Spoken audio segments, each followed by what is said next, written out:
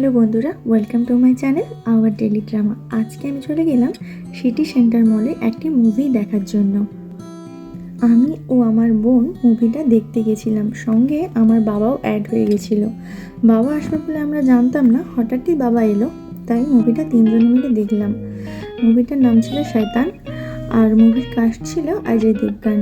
আর মুভিটা একটা কিছুটা হরর টাইপের, কিন্তু হরর নয়, ব্ল্যাক ম্যাজিক এই ধরনের প্লটটা ছিল মুভির।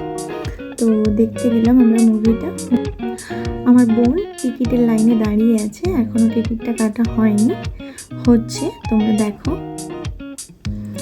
টিকিটটা কাটতে কাটতেই বাবাও চলে এলো, কারণ বাবা তো আমাদের সঙ্গে আসেনি, আমি আর বোন একসঙ্গে এসেছিলাম, বাবা শেষে এসেছিল। তারপরে আমরা বরাবরের মতোই পপকর্ন এবং কোল্ড ড্রিঙ্কস নিয়ে মুভিটা দেখতে ঢুকলাম।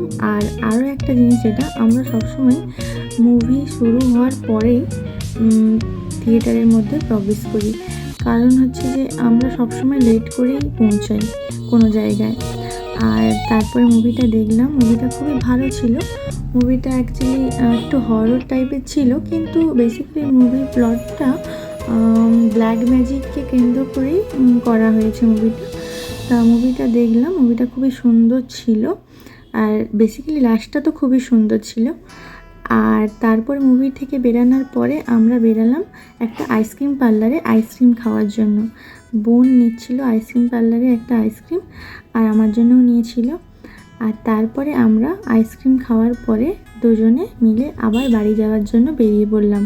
আজকের মতো এখানেই বন্ধুরা, অন্য একটি ব্লগে তোমাদের সঙ্গে আবার দেখা হচ্ছে।